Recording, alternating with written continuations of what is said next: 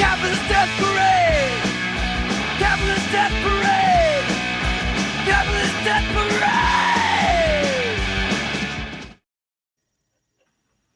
Welcome to the Capitalist Death Parade with your hosts Joy Marie Mann and Josh Radio Hedge, a podcast where we discuss the dystopian hellscape of capitalism that we call home. Hey everybody, Josh Radio Hedge here. And Joy Marie Mann. And welcome to the Capitalist Death Parade. Dun, dun, dun. So, yeah, our opening thing is going to be, like, I'm running so fucking late today that we didn't even talk about what topics we're having tonight. So I'm going to be just as surprised as you are, as is Josh with mine. I just have very so surprised. much shit. All of my topics tonight violate every YouTube guideline, so you're really going to enjoy them. Oh, fuck. Well, if I get my show taken down, I'm seriously going to lose my shit. So I'll do my best. I'll do my best. Dios mío. Well, the thing I just texted you, we always open, for those who are watching, we always open with a song, not like a full song, but whatever song's in our head. And this is not a song. However, when I heard this guy say this, I knew it had to be a song. So I have a call to action for anyone who is watching who has a band or knows someone in a band. Please send them this, and I will love them forever if they put this into a death metal song. Take it away, Josh. Okay, is this the first one? No, the second one. Oh, the second one. Okay, go. You're probably not hearing it because I forgot to put it through the thing. Give me 2 No, you seconds. got to put it through the thing. I had them in the wrong order, so hold on 1 second. There we go. Let's try again. Hampering military recruiting. You have 15 seconds. Okay, when you're using a drag queen to recruit for the Navy, that's not the people we want. What we need is alpha males and alpha females who are going to rip out their own guts, eat them, and ask for seconds. Those are young men and women that are going to win wars. Could you please explain? Okay, so can we just please, again, I request anyone who is watching who is in a band or knows someone in a band, please do rip out their guts, eat them, ask for more. All right. It's my turn. I got to try. Let's see here. We need alpha males who are going to rip out their guts and ask for seconds. No one. I don't know. But it's almost like is this dude a Republican? I'm just taking a wild stab. I didn't even check, probably, but I mean, it wouldn't surprise me at this point. But it was so funny. Like, I kept watching it just because I was so obsessed. And I seriously think it's hilarious doing it death metal, but I also think it would be hilarious just clipping it and putting it in a song before a song or after a song, exactly how it is.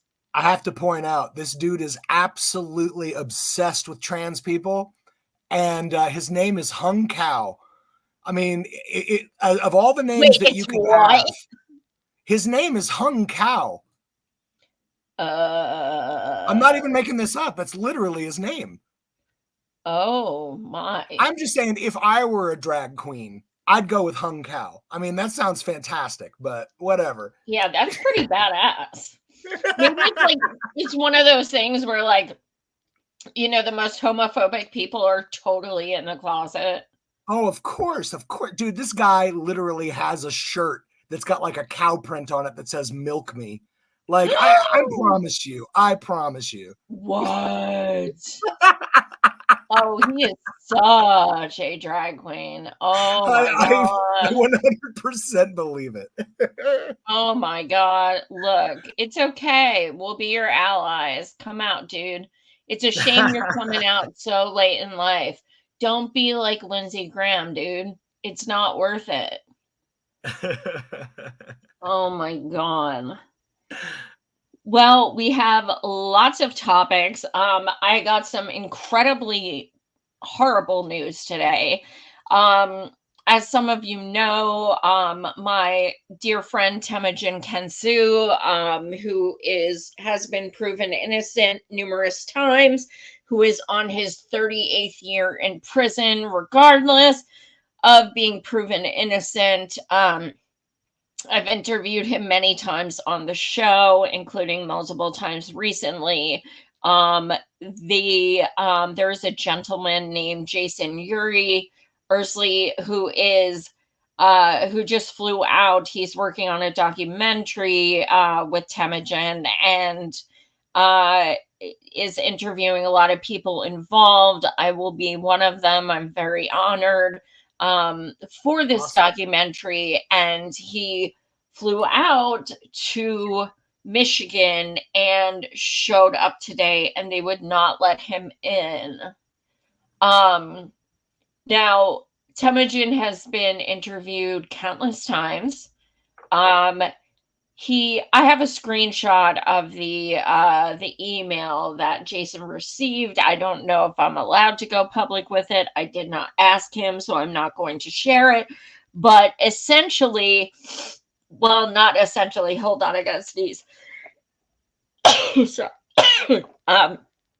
Buddha So bless you. basically, in summary, they responded that nothing in the case is new. So he can refer to prior interviews. Oh, wait, what? Yeah, like, excuse me? Wait, he's allowed to have like visitors though, right? Well, this is a very different thing. The media, visitors.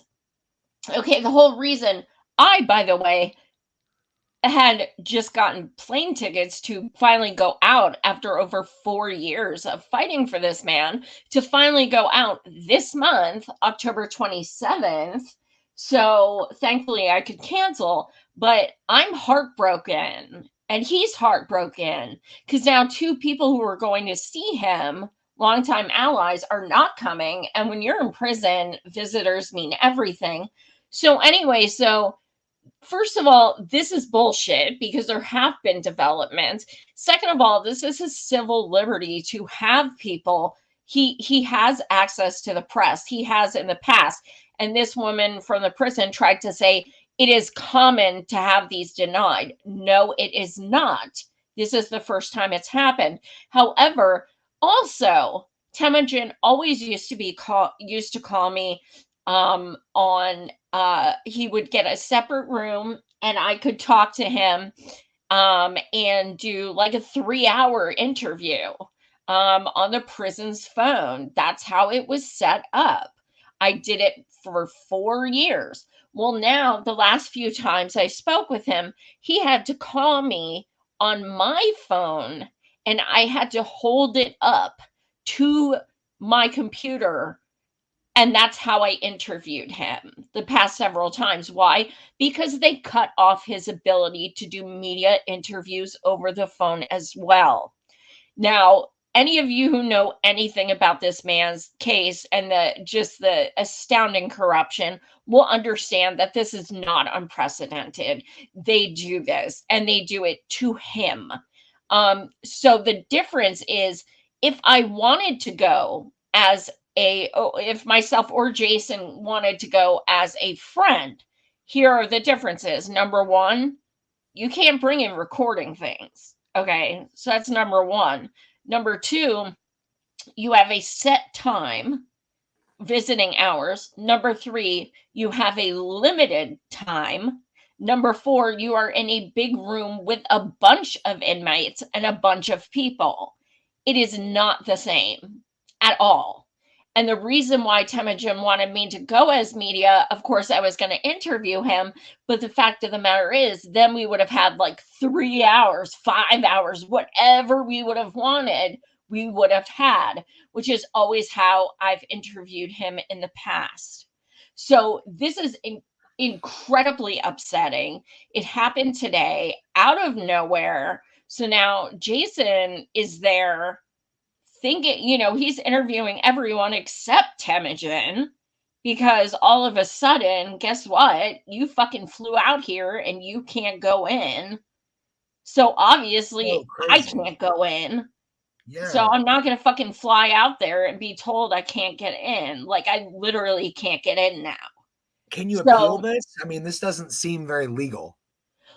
Dude, nothing they're doing to him is legal. You know that. Well, yeah. Anyone who knows anything about this case knows that it is a legal thing after a legal thing, and it's not being done by him. Yeah. So it's fucking infuriating. Like, I literally was flying out there in like 3 weeks. I'm so sorry, Joy. That's crazy. I'm fucking heartbroken and I'm livid. This man is sick. They are denying him his chemo. They are denying him his medications. They are denying him everything. They are denying him press now.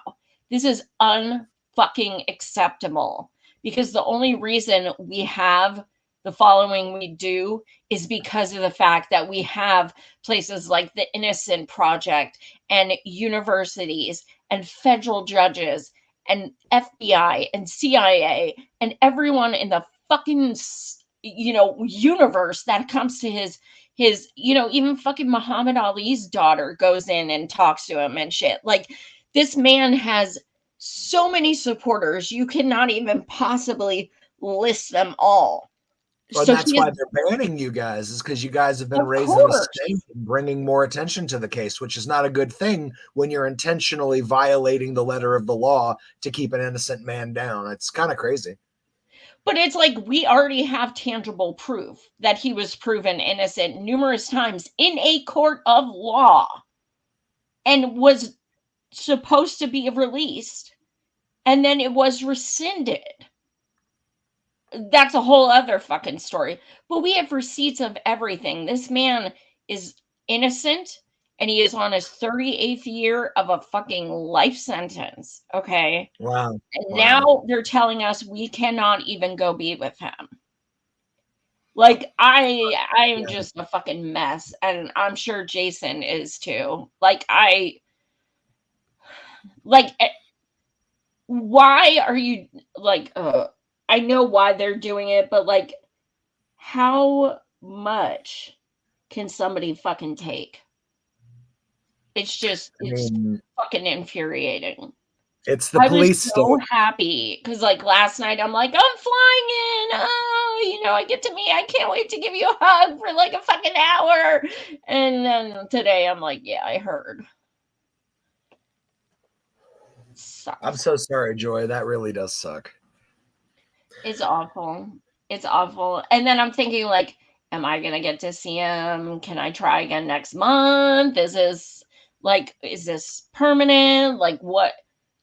I don't want to try again and get turned away. Like, it's hard enough for my blind ass to get out there to a state I've never even been in, not knowing anyone except someone in a prison. It's going to be hard enough for me to try and get around and shit like that.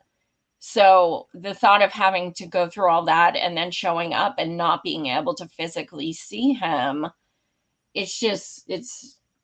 but I feel my heart breaks for Temujin, because he was the one that was looking forward to visitors, and now all of a sudden, sorry, not sorry, fuck you guys. Yeah. So could I go in as a friend? Yes. It would take over a month for them to do a background check and such. Then I would have to go at a particular time.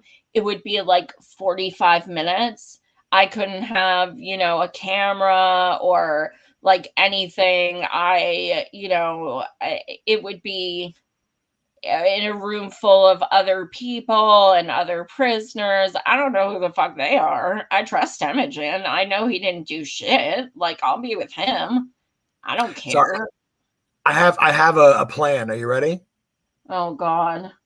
How do you feel about hiding inside of a giant cake? I would typically laugh, but I'm not in a laughing mood. Oh, I'm sorry, Joey. I'm sorry. I'm just trying to think of like the fact that they've made it illegal for you to interview this guy. So I'm like, okay, how do we sneak you in? Most people aren't sneaking into prison, you know. So I don't think they'll be ready to stop you. Seriously, I was like thinking, okay, well, I'm blind and I have a cane. What if I just kind of wandered in there and said, "Oh, I'm sorry, I didn't realize I was in a police station. But now that I'm here, can I just kind of like meet with someone? I think that guy Temujin is here." I mean, somebody, anybody named Temujin, not anyone specific. Yeah, I heard about this guy and I think he's guilty, but I want to meet with him. But maybe if I just like lie and act like, "Oh, I'm totally on their side," no, Hey, totally there let you me go. in because it's cool. I'm Try gonna to be trick them. Try to trick them into thinking that like you're a part of this like authoritarian news outlet, and you're like, we just think that it sucks that this Temujin guy's giving you guys a bad name. for real. It's fucking insane. Well, do you want to jump to our first topic of the evening? Well, first, I wanted to give a shout out to the Harrisburg Palestine Coalition.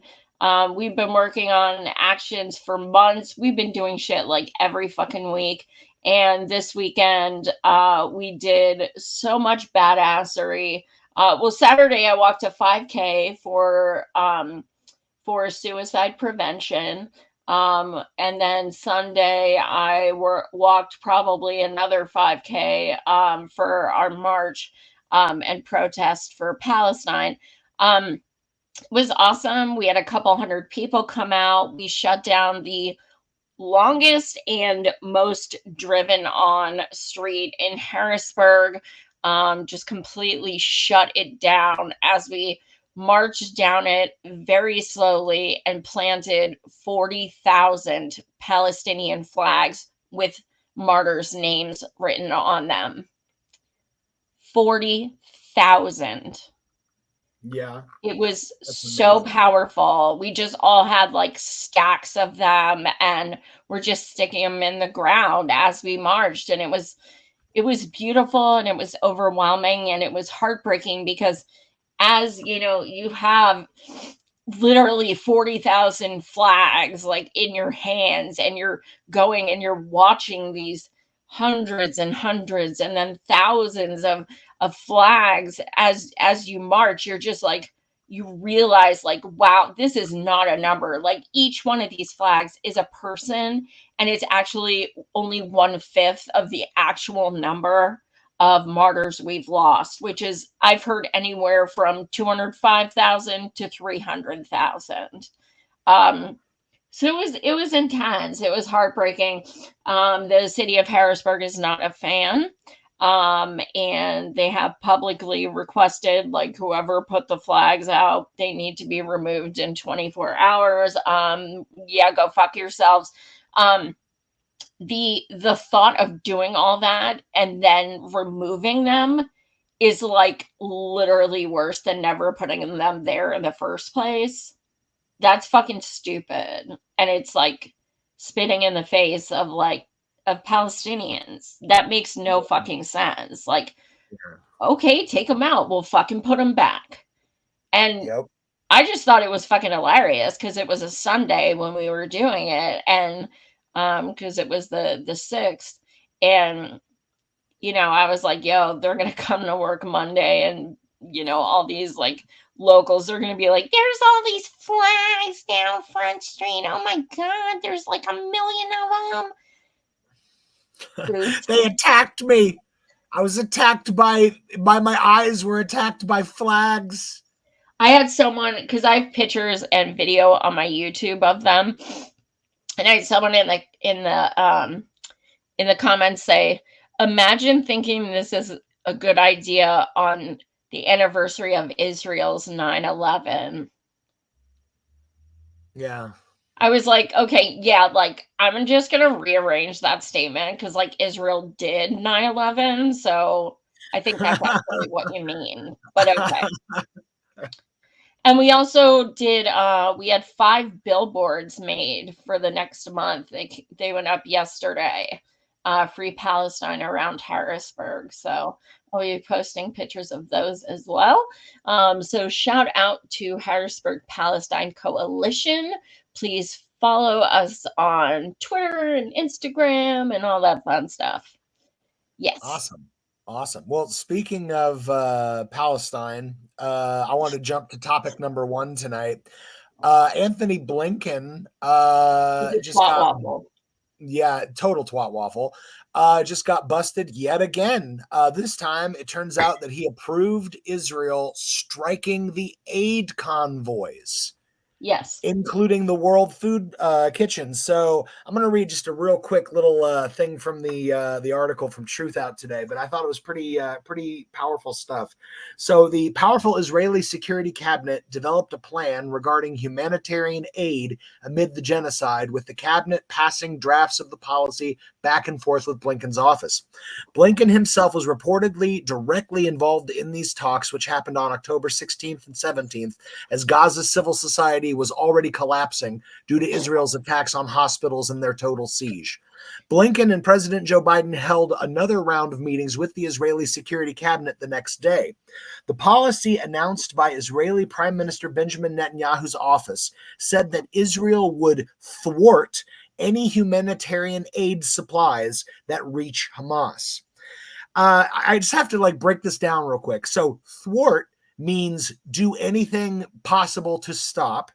Right. And reach Hamas means, well, apparently since Hamas is the governing body of Gaza, it means if these supplies get to anyone that isn't a civilian, then they have the right to blow it up.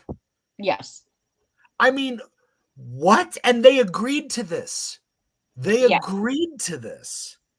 It says right here, it says a member of the security cabinet told Israeli media clearly, aid trucks hijacked by Hamas and its organizations would be bombed from the air. The aid will be halted.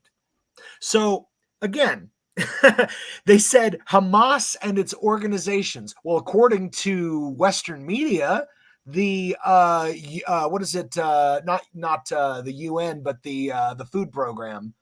UNRWA. UNRWA, yeah. They said UNRWA is a part of this because maybe 8 people without evidence were maybe of the 20,000 people that worked with UNRWA. Maybe 8 of them were with Hamas, maybe. We don't know. And so I think that's what they're saying when they say Hamas and its organizations, since they're claiming UNRWA was working with Hamas. So it's just so vile. I could not believe that. I mean, of course, I should believe it, that somebody like Anthony Blinken would just be like, oh, yeah, blow up some aid trucks if Hamas or their organizations get a hold of them. And again, Hamas is the governing body of Gaza. UNRWA is the main distributor of aid in Gaza. I don't know if it was my last show with you or it was one of my other shows, but I talked about how proof came out a week ago about him stopping. Basically, he said he was doing investigations with 2 organizations, 2 government entities, to see if aid was being stopped from going into Gaza. And they both said yes, they do have proof that it was. And he told his assistant to type up a memo that said that they said it was not being stopped.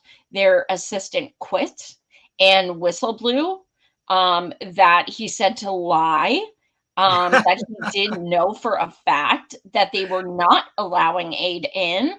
And someone actually asked Blinken about it on an interview. And he was like, well, no, and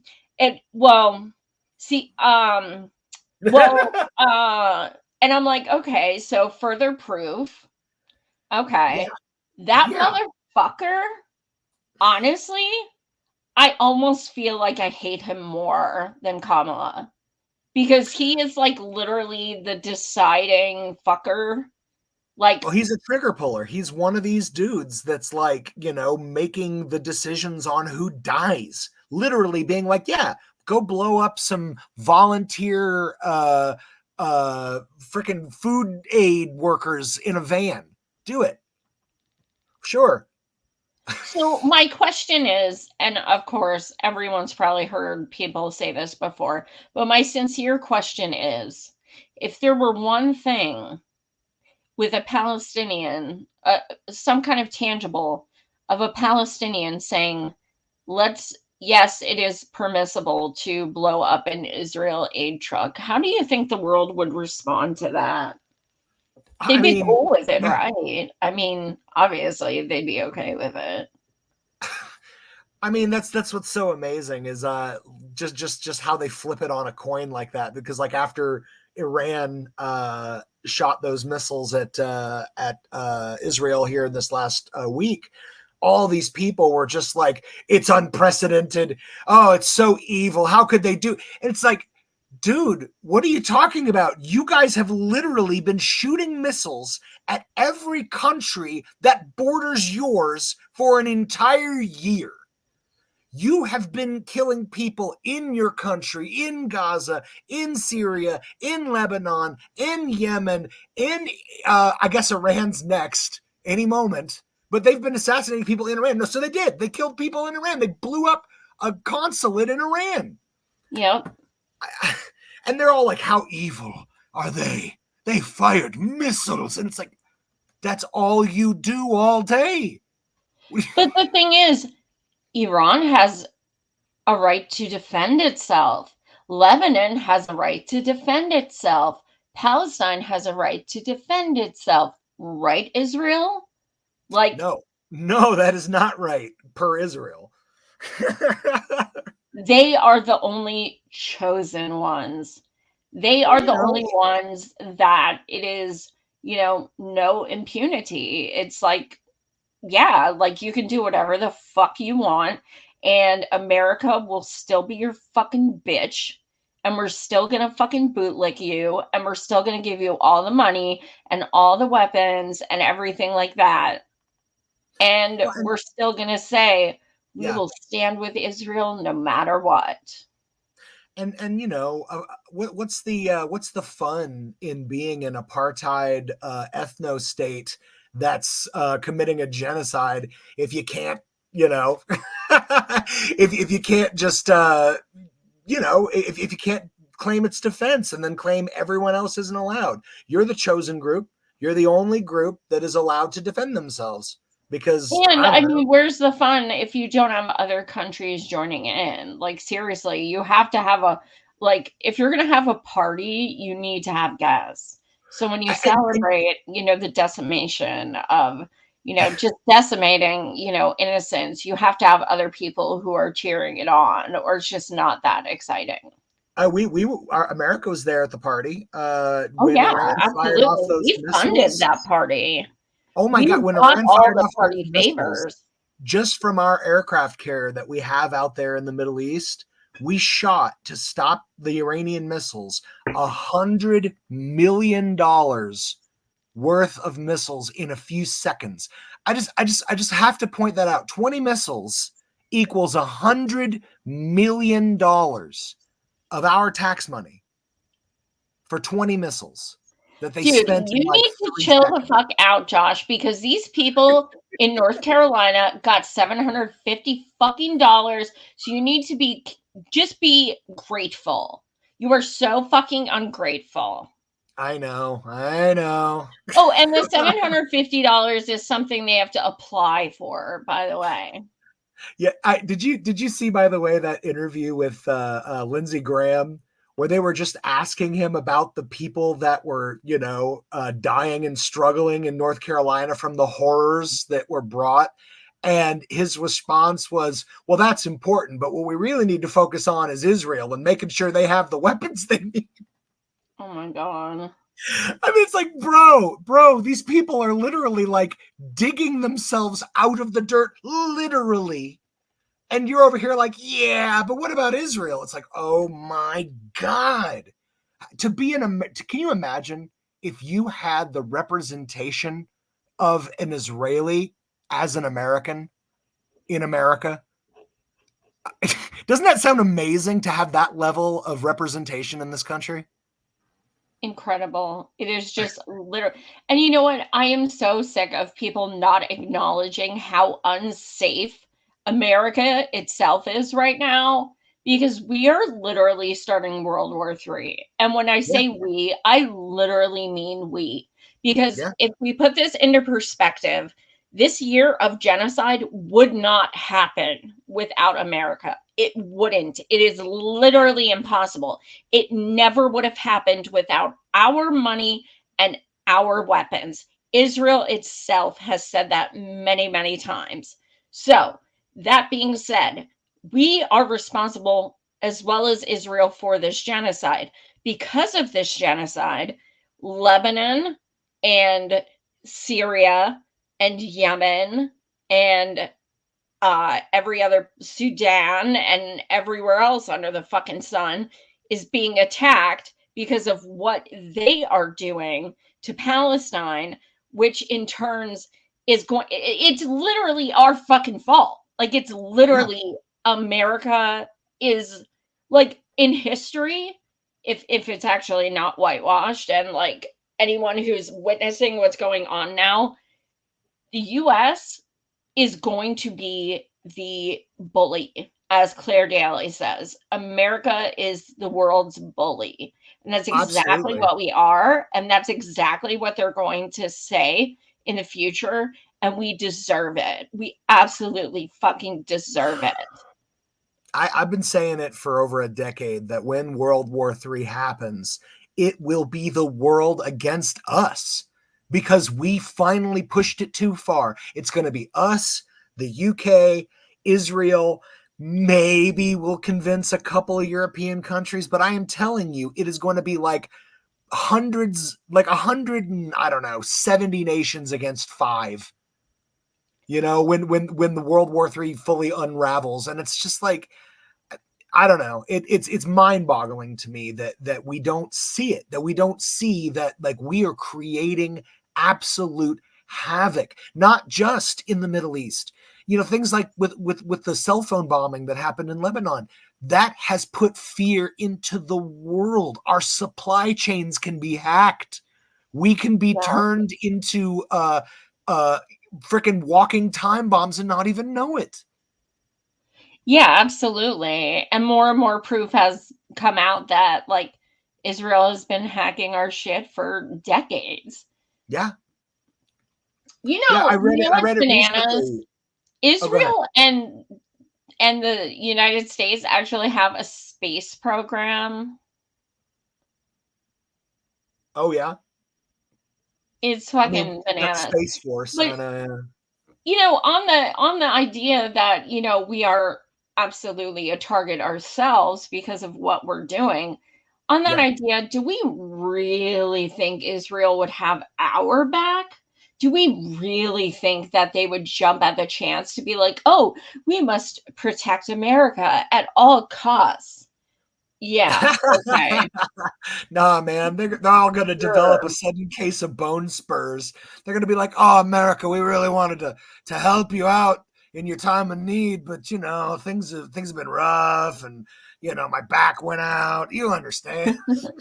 Like, that's yeah, exactly. You know, I was watching a guy doing some commentary the other day, and he made a really good point that I totally forgot. So never mind. I got distracted. And it, as my dad said, when you forget something you were going to say, it must have been a lie. That's what I'll say. I'll be like, oh, must have been a lie. Damn, it was good too. Yeah. I'll think of it at 3 a.m. Absolutely. Well, do you want to jump on to your topic, or should I jump into my next? Go to your next one. All right. I wanted to talk about Kamala's word salad genocide tour. I've been watching many of her interviews that she's been doing this week just because I hate myself. I'm a masochist.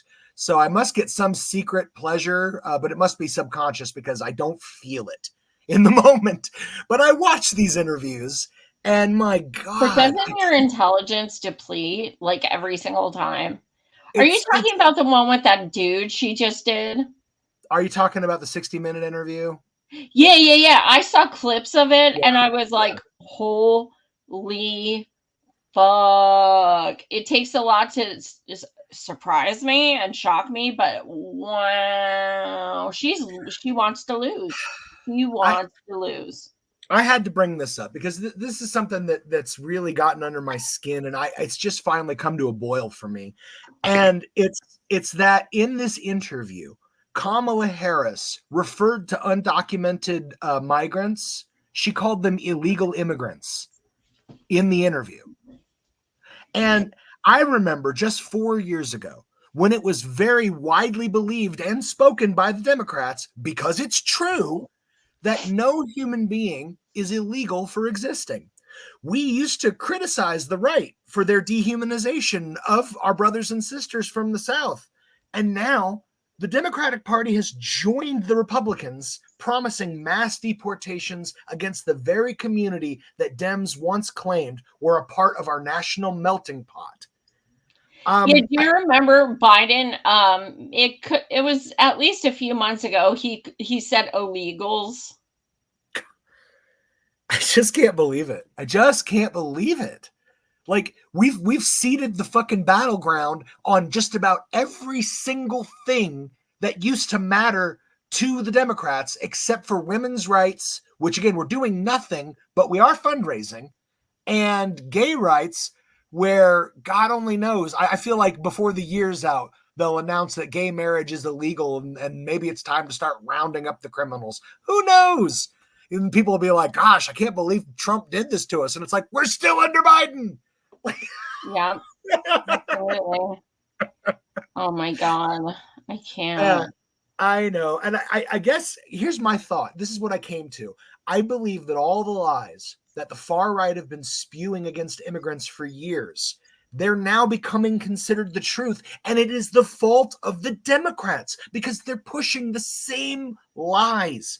And I mourn for the loss of the party that I believed in. I spent almost 20 years of my life trying to support this bullshit party. But you know what? I think it's not too late. I believe that the Dems still have a chance to turn their backs on this xenophobic, build that wall, illegal alien bullshit, but they won't. I totally disagree. I want that shit to burn to the motherfucking ground. I don't think there's any chance in hell. Like, you can't fix something that is rotten. It needs to be completely dismantled, burnt to the ground, and then possibly rebuilt into something better. But there's no way to just like it would take 100 years to get rid of all these fucks and elect new fucks, and then keep a few fucks out of those fucks, and then get rid of those fucks, and then get a few more fucks. And it would just, I mean, we don't have that kind of time. Like, the only thing that gives me hope, and it's not a lot of hope because I know these motherfuckers and elections, but the only thing that gives me the slightest bit of hope is that we will get that 5%, and that duopoly will be no longer a duopoly. It'll be a fucking threesome. Oh, but come on. After the year you've witnessed yourself of them cheating the Green Party at every goddamn turn. Look, I said I don't think it's likely. I'm just saying, I still have a month to fantasize about it, so just let me do it. I'm not going to lie. It does sound kind of amazing to be like, hi, I'm from the Green Party.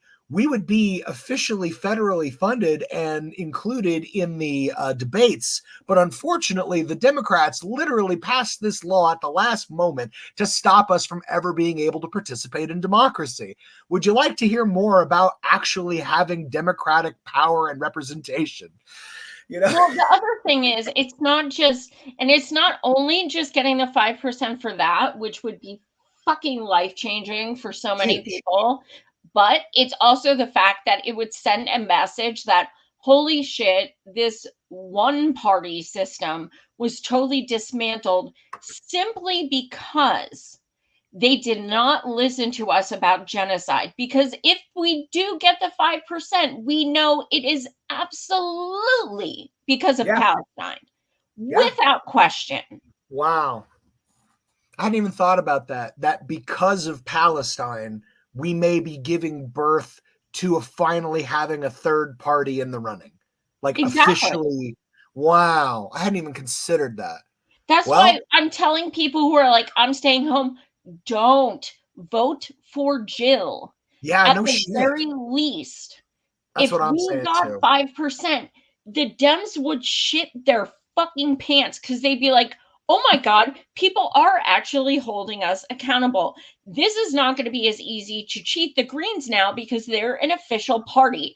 And the reason they're a party is because we didn't fucking listen about Palestine. And I'm not saying that will change the world, but I am saying that it will make them shit their pants. Yeah, and this is my sugar frosted conspiratorial side speaking, but I feel like if she did get that 5%, I feel like Joe Biden would like lock her up as a political prisoner, and then he'd point to the Supreme Court and be like, "I did it as an official duty as a president. I'm allowed."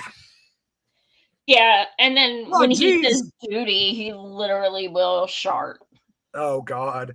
I have to point out the next part of Kamala's genocide tour here. So she was also doing her rallying, and she was going around this week, palling around with Liz Cheney.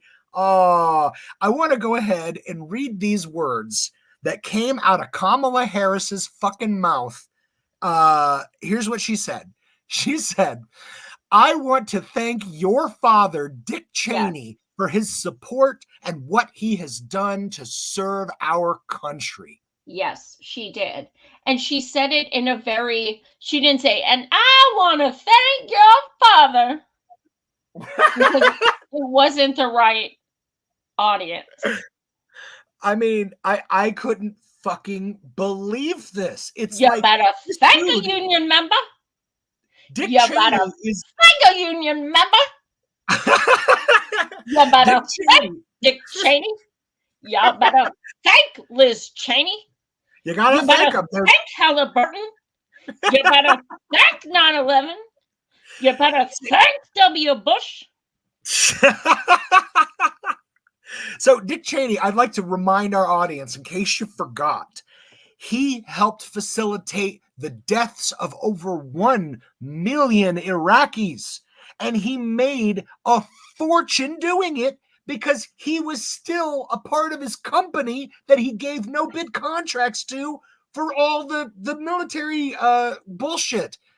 But even more astounding, he shot his best friend in the face and made him apologize for it.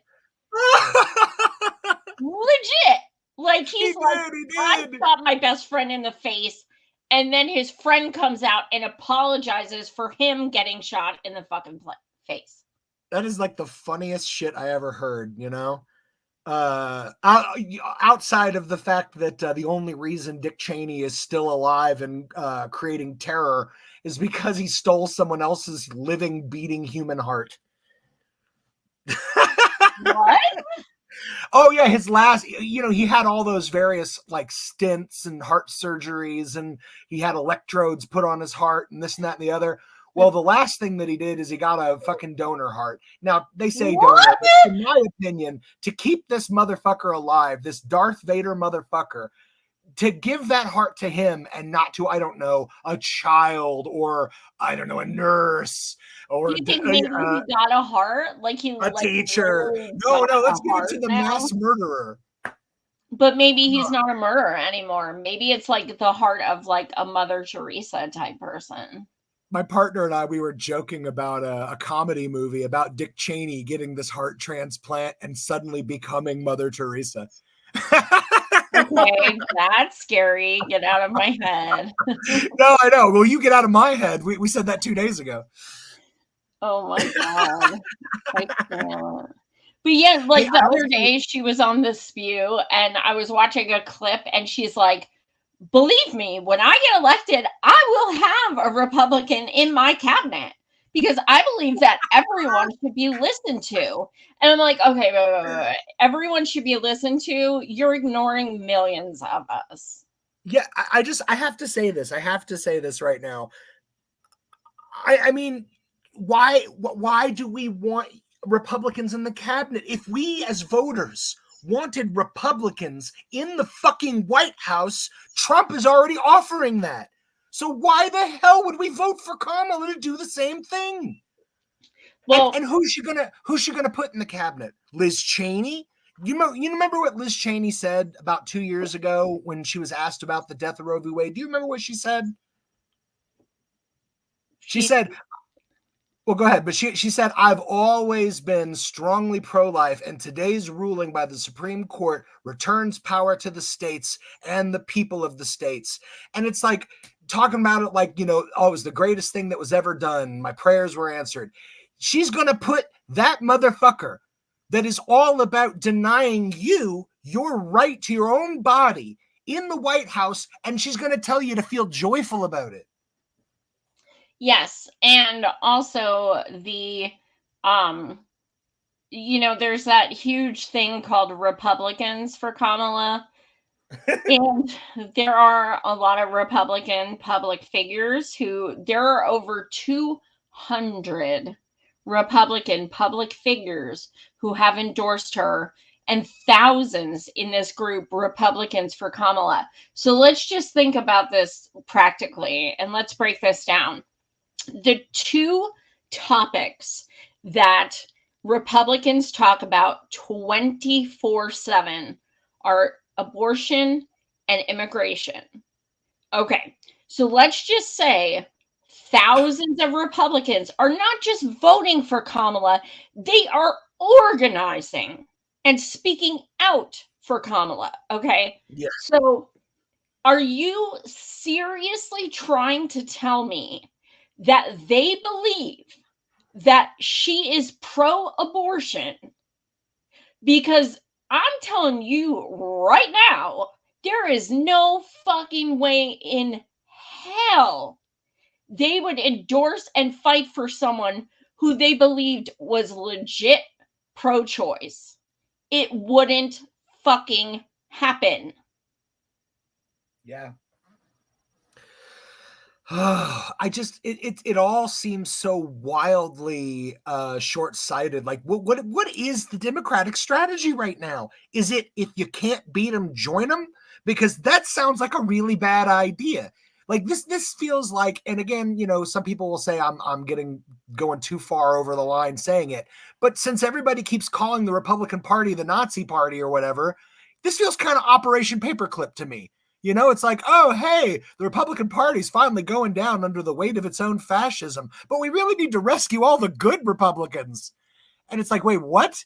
It's like, yeah, we should bring them all into our party and slowly morph our party into their old party of how awesome it was from back before they went crazy. It's like, no, this is not a good plan. Why are you doing this to us?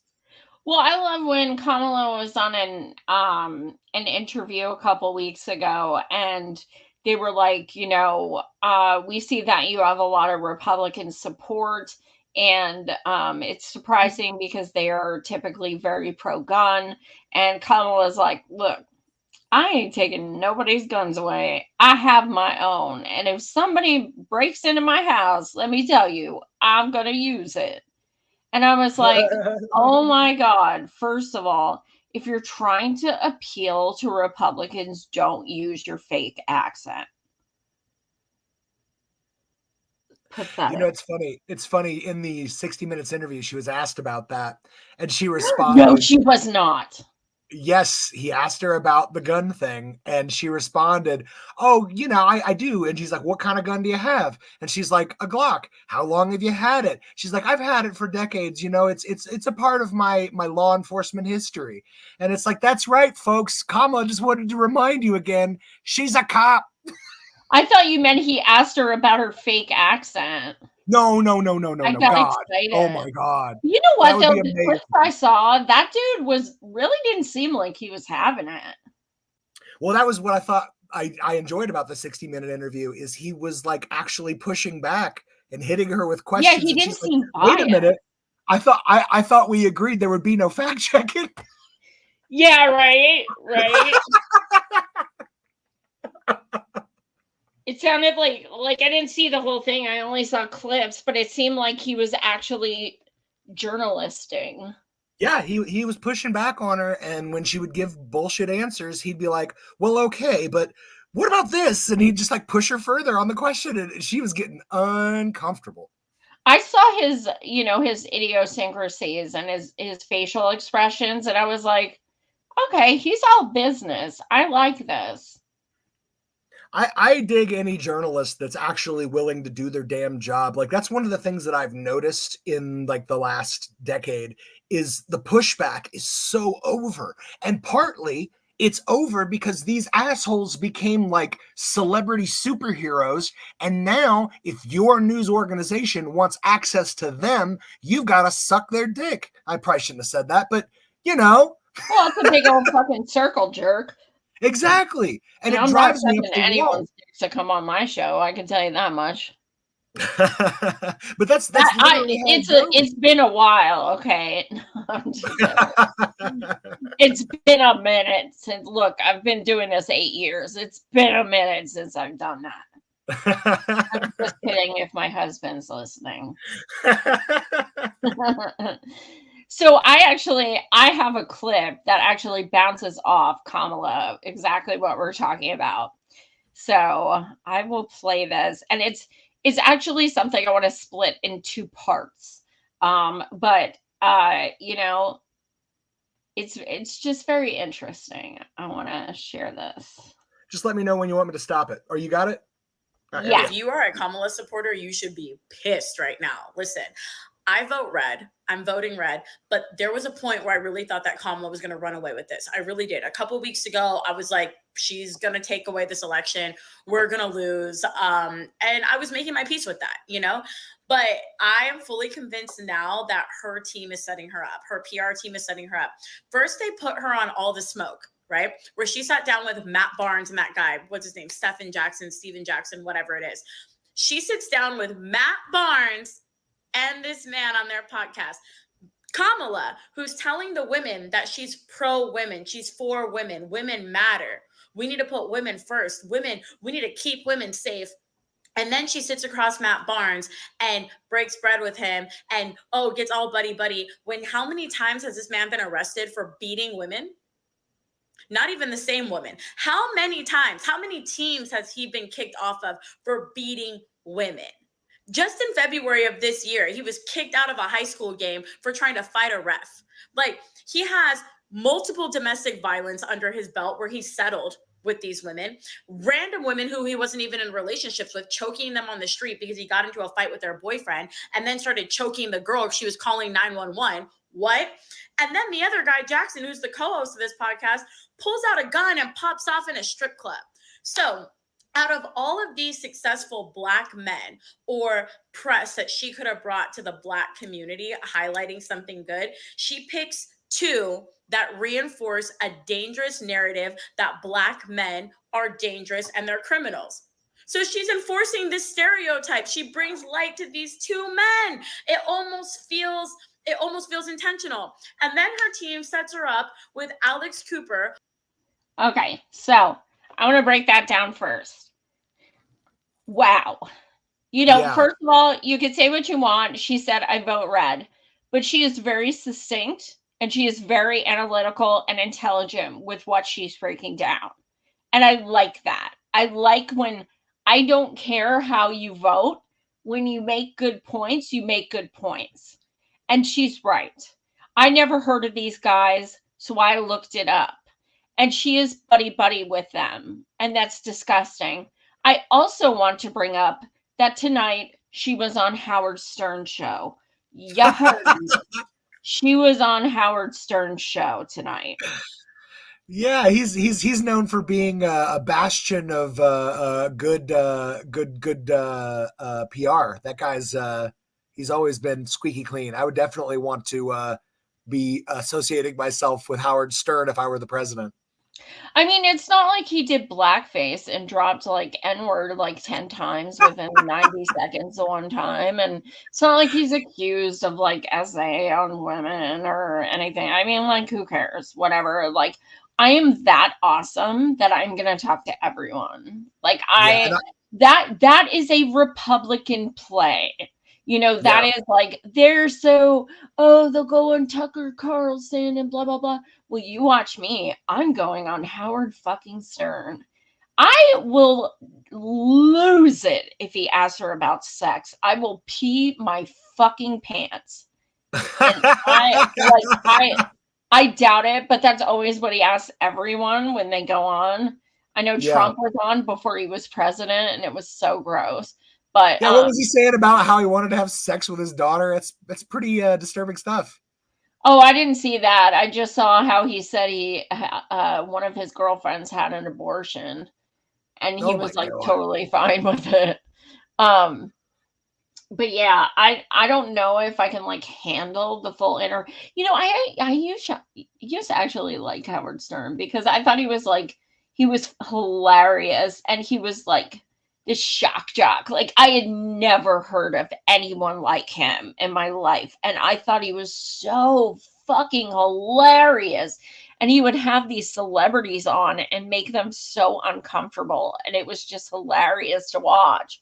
But then, you know, I started growing up and like learning about him as a person, and I'm like, yeah, no, he's not that funny after all. But yeah. So I'm going to play the second half of this, and who she's talking about, I also did not know of, but I looked it up. On Call Her Daddy, okay? That's the name of the show.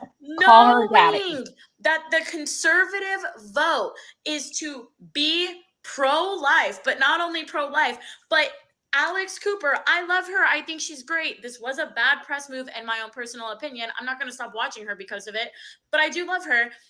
You are enforcing this another stereotype that women are promiscuous and that women are out there sleeping around with everyone. And you sit down with this podcaster who was made famous by Dave Portnoy, who is Trump's #1 supporter, whose husband is a registered Republican. Like, it feels like a setup. It feels like they sent her behind enemy lines and they wanted to purposely tank. Like, what PR would ever allow this to happen?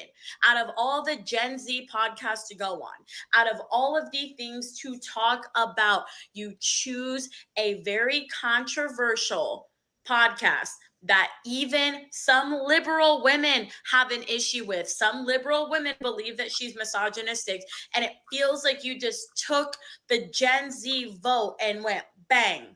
Like, what are, come on, if you work in marketing or in PR, like, you have to view this as a shit show. I don't think it brought any positive light to the campaign for Kamala. If anything, it just brought more money to Alex Cooper. And again, we don't know where that money's being funded, by the way, because I feel like if you're going to sit down, if you're going to choose that podcast, if you already had contracts signed, and let's just say that you had already had this set up before the hurricanes happened, her PR team should have at least said, hey, this episode of Call Her Daddy is projected to make $2 million, $4 million, whatever the projected profits of that. And those profits of that interview should have been donated to the people of the hurricanes. I feel like that would have been the only way that her company or her team could have salvaged this interview. But instead, it came off as tone deaf, and it came off as, let's enforce the stereotype that women are stupid and all we care about is our bodies. And oh my God, I'm a wife and I've been married and I have a very modern family. Like, you are a woman who's trying to be the next president, and you spent your whole fucking interview talking about being a wife. Like, it feels like you're giving a conservative rhetoric from a modern standpoint. It feels very set up to me. Yeah, I totally agree with what she's saying because I feel the same. I feel like every single aspect that they can cede the battleground to the Republican viewpoints. They are, including within like the realm of women. Like, I mean, you remember not that long ago, it was back in 2017, Nancy Pelosi was like, yeah, we're not concerned about abortion anymore. Those were her words to a reporter. Yes, and then Like, she endorsed 3 pro-life candidates. One of whom, Cuellar, when he got elected, ended up voting for an anti-women's rights bill. I mean, Yes. it's so vile. And by the way, Cuellar was running against a woman of color who was standing up for women's fucking reproductive rights. And they robbed her of that ability to represent women. And they put in a dude who took away women's rights. Oh my God. No, I agree. That was a good clip. Thank you for bringing that to my attention. It's just, oh, it's so gross. Like, here's the thing, Kamala. I know you're watching, so I just want to give you a heads up. A lot of the Republicans you're trying to reach fucking hate you. Okay? So maybe you want to stop with that shit, because it's just your shit libs are getting a little desperate trying to always try to defend you, and you're not making it easy on them. You're not going to win over these Republicans, okay? You make us cringe, so you know you're making them cringe. So just stop. Keep pushing your liberal bullshit. I almost think, and this may be giving her more credit, but I almost think that, and I mean, she's garbage and she's genocidal. Like, I will never say otherwise. But I almost think she's going extra hard because she's trying to get Republican votes. Like, before she was running, she was at least trying to give some rhetoric like, oh yeah, we want a ceasefire, blah, blah, blah. But now she is like so not even trying to lie to us. I get this Manchurian vibe. The same vibe that I got from frickin' Tulsi Gabbard is what I get from Kamala Harris. I am not going to lie to you. I get this feeling that the whole point of, like, I know that sounds crazy and a little conspiratorial, but you get what I'm saying? Like, if you wanted to make sure that your particular ideology was the ideology in power, you would run candidates on both tickets. And on both parties. And that's what they're doing. Like, I look at everything Kamala is pushing America towards, and I'm like, what is the difference? Because other than women's rights and gay rights, both of which you have done fuck all nothing to protect, or what do you stand for anymore? Every other principle you had, you threw in the toilet for Republican votes that you could never have. Well, honestly, that's how I feel about Bernie. Like, in the boots of Dems, it's like, Bernie, they fucking hate you. Stop. They literally hate you. Remember when Matthews on MSNBC was like, if Bernie gets the election, they're going to round us up and execute us in Central Park. Oh, yeah, I remember. And then he got fired. What an absolute clown. What is wrong with liberal minds? Like what the actual fuck is happening inside their cerebellums, where they think that like anybody who wants to give you health care is actually a secret communist that's going to kill you. Like, I saw this one clip of the interview where the 2020 or 60 Minutes or whatever it was, where the guy goes, he goes, a lot of people don't know you. They see someone who was anti-fracking and is now pro-fracking. They see someone who was pro-Medicare for all and now does not support it. They see someone who was pro-immigrant and now has gotten, and he was just kind of nailing her on this shit. And she's like, look, I listen to my base. Excuse me? I've never felt less represented in my life. My God. She listens to her base. It's like 78% of Democrats want them to frickin' cut off weapons. Like, you don't listen to your base. You've never listened to your base. Your base was Yeah. like, please stop killing our freaking family members. And you were all like, I'm speaking. Like, you don't fucking listen. Oh, and now on the uncommitted so-called movement came out again today with their fucking I did I not don't hear trust about this. any of What these happened? fucking groups. I don't trust any of them. They're so ridiculous. And now they're like, they got ripped a new one because it came out that they've been working with Kamala behind the scenes for months. And so now they come out today and like with this statement about how like Trump is scary and blah, blah, blah. And they're trying to turn it around. Like they're only endorsing Kamala because they fear Trump, which still like, fuck you. But like, no, there's nothing you can say to try to defend the fact that you got almost 1 million people to vote uncommitted across the fucking country and then stood up and said, y'all need to vote for Kamala, and worked with her for the past few months behind closed doors. Like, no, fuck you. I don't even care what you have to say. I don't care. Yeah. It's just insane. Just insane. I can't believe she's all like, "Oh yeah, I'm listening. I'm listening to the base." It's like you're not listening. The base does not want record drilling in a climate crisis. Listening to whose base? Be like listening to who? Yeah, exactly. What base are you referring to? You mean your base The of donor. billionaire donors? Yeah, we know Donor you're listening. base.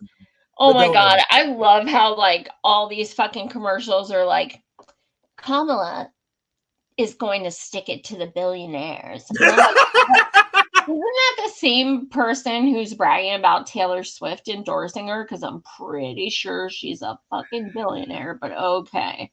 Billionaires do not donate to candidates who they truly believe will impact them financially. Like, read between the fucking lines. It's just insane. I don't know. I've just never felt just more gaslit.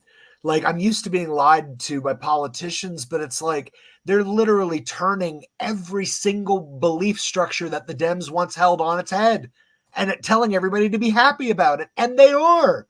I'm sorry, man. If you're falling for this shit and you're like, oh, you know, it's better than Trump, you know, it's like, dude, everything's better than Trump, but this is the worst it's ever been. We are now pro-genocide, pro-mass deportation, pro-infinite drilling, pro-infinite military and police spending.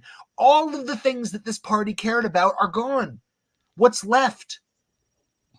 I don't think they ever did, like, for, like, decades. I really don't. I think that Jimmy Carter, flaws and all, was the last one with some semblance of heart. Yeah. And by the he was out of way, office by the time I was even cognizant. yeah, I mean, I do recommend his book on Palestine from 2006. He's like one of the maybe the only president who ever really spoke about them. And he wrote a book about, you know, how atrocious their conditions were and everything are. And I, you know, it's, oh God, I like, sometimes I do wish that he was like still here, like mentally, because I think at the very least he would be very much saying what needs to be said. Unfortunately, he's 101 and he's still alive, but not necessarily in the healthiest of ways. So, but yeah, I think after him, he was like the last one with any kind of semblance of heart. And you know, in actuality, I don't feel like I was duped by the Dems. I was duped by them. You know, and people say, "Well, why do you always talk about the Dems and you don't talk about, Republicans. And I'm like, okay, because it's this simple. I never voted Republican. I never donated to a Republican. I never supported Republicans. I don't agree with Republicans. Dems are the ones who cheated my president twice. They were the ones that stole my money. They were the ones that fucking vote shamed me for the past fucking 8 years. Like, they're the ones that fucking lied to me and made me believe in a system that doesn't fucking exist. Like, yeah, I'm fucking salty to them. Republicans don't owe me shit. I never fucking believed in them. They didn't dupe me. I don't fucking care about them. I care about the Dems because they're the ones that fucking shattered every fucking thing I believed in. No I mean, doubt. it's really not that hard to comprehend. And I think a lot of people feel the same way. And that's why they focus on the Dems as well. Dems betrayed us. Absolutely. Republicans, we never agreed with. We're not offended. They didn't dupe us. Yeah, they didn't gaslight us. They didn't promise us the moon and then like rip the carpet out from under us again and again and again. I mean, God, can you imagine what a beautiful world it would be if it was just they kept lying to us and not giving us the things that we're asking for? But it's so much worse than that. What we most don't want is mass slaughter and literally the evil of genocide, the greatest crime humanity ever invented. We don't want that. No one asked for that. No one voted for that. No one is sending you money saying do more of that. Well, I'm sorry, none of the small donors. There's some big donors that are like, oh yeah, keep those bombs rolling. Yes, please. I'll only donate to you if you promise more bloodshed. Do not disappoint me. Or the money is done. Yeah, it's like, it's fucking bananas because even if, I mean, I wouldn't fucking believe her, and there's no way in hell I'd vote for Kamala. I didn't in 2020, and I sure as fuck won't now. She can do whatever the fuck she wants. But she is not even lying and saying, yes, when I'm elected, I would do an arms embargo.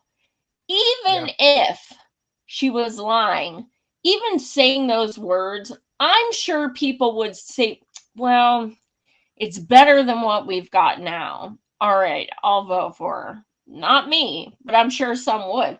But she said, you know what? Fuck you guys. I'm not even going to lie to get your votes. I'm just going to be like, look, you're fucked whether it's me or Trump.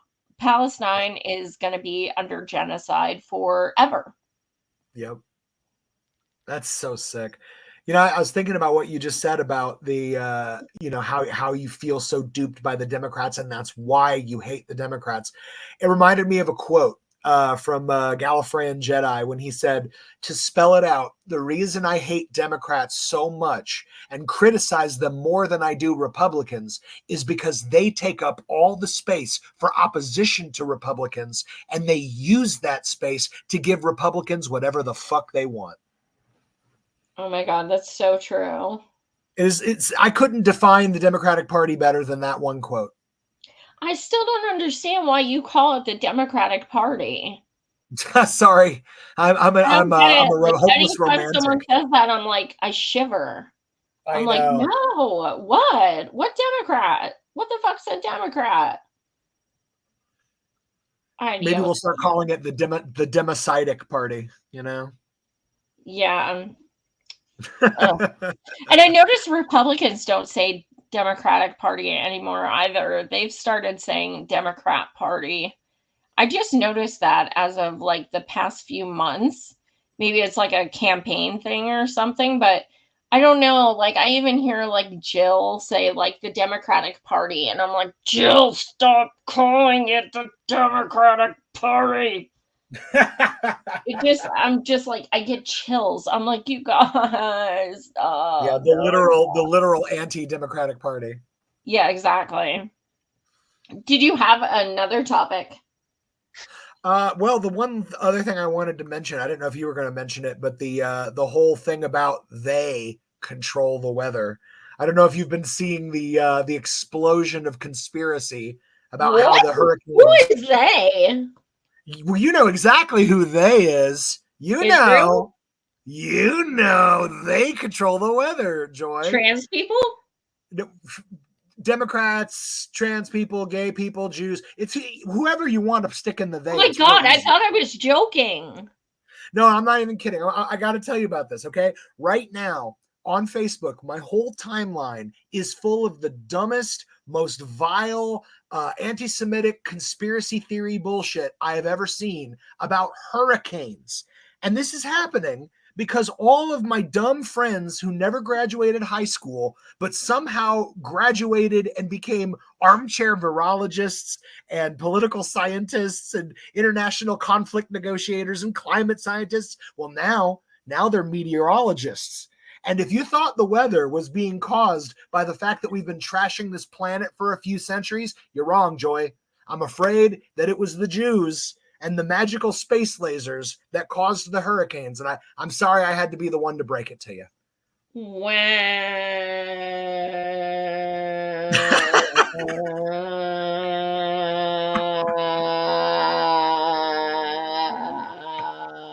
I think I broke Joy, ladies and gentlemen.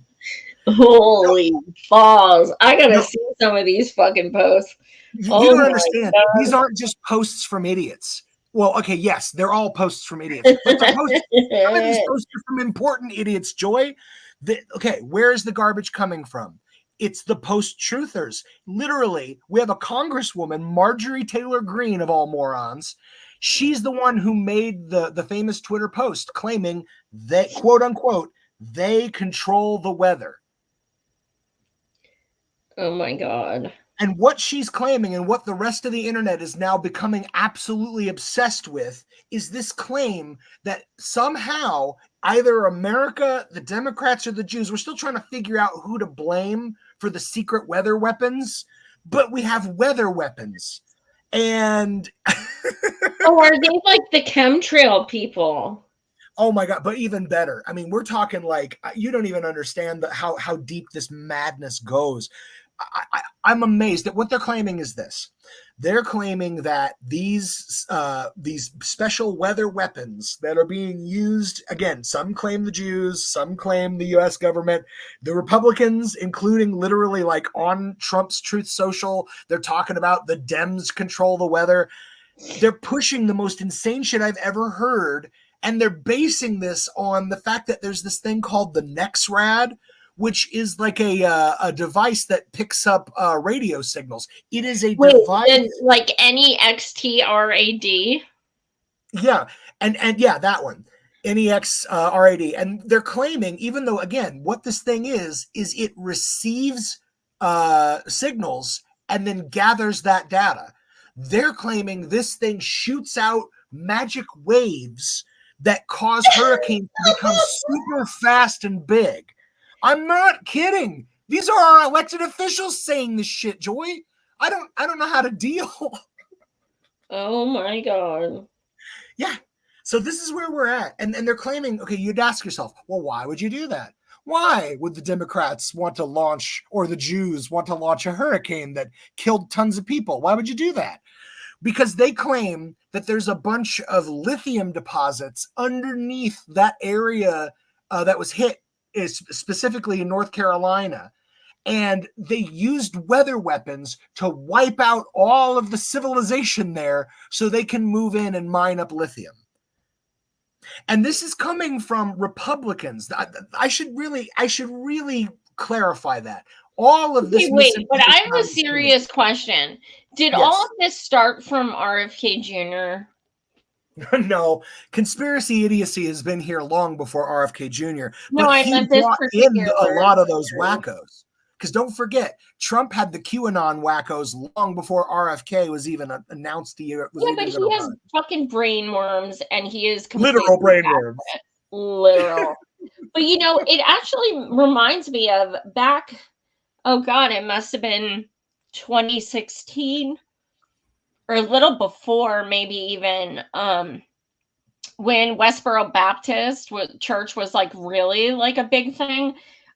They used to say things like the hurricanes were because of gay marriage was just passed, and they used to literally go protest funerals of people who died in floods and stuff. Yeah. And then remember that one time when you chased them with your tuning fork and they thought you were Satan? Yeah. So for those who I don't was know just that trying to give story, them some good vibes, Joy. That's all it was. we were at Occupy DNC in Philly at the convention, and Josh had his tuning forks, and because you're like an energy healer, right? Yes, I'm a new age energy healer hippie, and I chased my least favorite bigots in the world around with magical tuning forks. And if that sounds You were crazy, like, you were running and you're like, hold up, I want to help you guys. And they were like, and you're like, oh my God, holy water, holy water. I grew up in the church, Joy. I was trying to cast the devils out of them because I could see that they were full of them. Oh my God, I can still see that in my head. That shit was so fucking crying right now. That shit was so fucking funny. Oh my fucking God, man. I just see the back of you because you're like running and there's like a lot of them with like signs with like dead babies on them. And so I'm literally fucking crying. That shit was fucking funny. Well, I know you're trying to catch your breath here, Joy. Get away from me! Get away from me! Oh my God! And then they're like running, and like minutes later, they were like done from the protest, and we didn't see them. Exactly. It's like, stop digging at me, please. It's making me feel weird. Oh my God! I literally have tears running down my fucking face right now. So, Joy, I gotta ask. Oh my God! Once you get your tears dried up here, did you have a topic that you wanted to jump on? I did not. Those were my topics tonight. Why do you have something else? No, that was it. Other than the Grand Marshal, we still have to determine who is our Grand Marshal of the Death Parade this week. Well, I'm making the Grand Marshal the people at the prison in that Temujin's at. Yeah, I think they officially are in Lenox, Michigan. You can all go the fuck to hell, and you can all walk right off that fucking cliff. That's right. Take that capitalist death parade trip right off. motherfuckers. Well, Joy, it's been another amazing week. Thank you for bringing all the good news. Well, it wasn't good news, but it was news, and that's good. Oh, yeah. Oh, yeah. Well, I see there are over 70 people listening right now, so I need all of you to smash the like button, smash subscribe, share, send us a hug, and send us an FU. I don't care. Just send us something. I like hearing from you guys. I did get an eggplant with a squirt emoji the other day. I was very proud. It's been a minute since I've gotten one of those. Nice. So I'm reaching people with my show all the time in all special kinds of ways. All I ever get are the drooling soy jack memes. So sadly. So what is it? Oh, sorry, soy jack memes. That's internet memes for the worst people on the internet. So soy jack. Don't worry, if you look it up, it's a rabbit hole that you don't want to go down. But you've seen them before. They're the black and white hand drawn memes that you'll see every now and then. Oh, yeah. Yeah. Yep. Oh God. Hey, yeah, smash the like button. Smash this bottle. Smash my TV. And smash each other as long as it's consensual. We all. If you see a cyber truck, smash it. Smash that truck. It's unbreakable, I heard. So if you see a Cybertruck, smash the truck. But I heard they're unbreakable, so you're actually challenging the designers. Show those engineers that they did a good job. Smash the truck. Ay, Dios mío! Please don't. Please don't. And please, if I'm sure the CIA is listening, so please, that was not that. No, it wasn't. Just no. No, you don't have to worry, Joy. I'm not encouraging violence because it's an unbreakable vehicle from the Mad Max era. The windows have not been broken, so it's literally essentially an garbage truck with wheels. If you don't do it, it's false advertisement. Then. Yeah. Gotcha. Okay, well, Well, thank that's you guys so much for tuning in. Again, smash the like, smash subscribe. I will probably be going live another day this week. But also Monday is Indigenous Peoples Day, and I have the most insane panel of guests on Monday. I haven't announced yet. But holy motherfuck, it is like dream panel for right. Indigenous Peoples Day. That's all I'm gonna say. So follow me on Twitter, and you will see the the promo coming. Also follow me on TikTok. I do some videos on there I do not do on here. So follow me on there, because the more followers I get, then I can start going live on TikTok and say fuck you to YouTube. Nice. And So follow again, me. Don't forget to follow me into the astral realm. I am naked there, but everybody's naked there, so don't make it weird. Also, you can find me. I'm on the Rip and Rant. And other than that, I want to thank everybody. This has been the Capitalist Death Parade. Joy, did you have anything else you had to say? love you guys. We love you. Rock on, guys. And we'll see you next week on the Capitalist Death Parade.